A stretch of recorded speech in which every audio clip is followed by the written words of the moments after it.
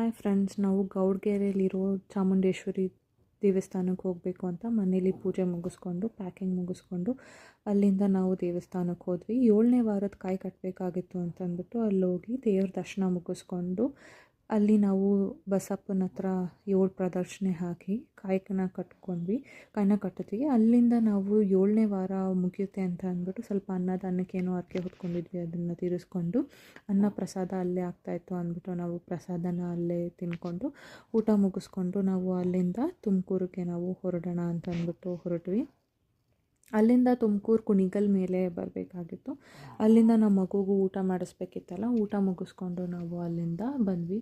ತುಮಕೂರಿಗೆ ಬಂದು ನಾವು ನಮ್ಮ ಆಂಟಿ ಮನೇಲಿದ್ವಿ 3 ಡೇಸು. 3 ಡೇಸಲ್ಲಿದ್ದಾಗ ಅವರು ಹೋಟ್ಲು ಮಾಡ್ತಾರೆ ಆ್ಯಂಡ್ ಫುಡ್ ಸ್ಟ್ರೀಟಲ್ಲಿರೋದು, ತುಮಕೂರು ಫುಡ್ ಸ್ಟ್ರೀಟಲ್ಲಿ ಅವ್ರ ಹೋಟ್ಲಿರೋದು. ಅವ್ರ ಹೋಟ್ಲಿಗೂ ನಾವು ಹೋಗಿದ್ವಿ. ಮನೆಗೆ ಬಂದು ಸ್ವಲ್ಪ ರೆಸ್ಟ್ ಮಾಡಿ ಸ್ವಲ್ಪ ಏನೇನು ವಿಷಯ ಇರುತ್ತಲ್ಲ ಫ್ಯಾಮಿಲಿ ಡಿಸ್ಕಷನ್ಸ್ ಎಲ್ಲ ಮುಗಿಸ್ಕೊಂಡು ನಾವು ಅಲ್ಲಿಂದ ಹೋಟ್ಲಿಗೆ ಹೋದ್ವಿ. ನಾವು ಅಲ್ಲಿ ಹೋಟ್ಲ್ ಹೆಸರು ಬಂದ್ಬಿಟ್ಟು ಶ್ರೀ ಅನ್ನಪೂರ್ಣೇಶ್ವರಿ ಹೋಟೆಲ್ ಅಂತ ಅಂದ್ಬಿಟ್ಟು ಅಲ್ಲಿ ಏನೇನು ಮಾಡ್ತಾರೆ ಅಂತ ಸುಮ್ಮನೆ ಶಾರ್ಟಾಗಿ ವಿಡಿಯೋ ಮಾಡ್ಕೊಂಡು ತೋರಿಸ್ತಾ ಇದ್ದೀನಿ ನಿಮಗೆ. ಇದರ ಡೀಟೇಲ್ಡ್ ವ್ಲಾಗು ನಾನು ನನ್ನ ಯೂಟ್ಯೂಬ್ ಚಾನಲಲ್ಲಿ ಹಾಕಿದ್ದೀನಿ, ಚೆಕ್ ಮಾಡಿ.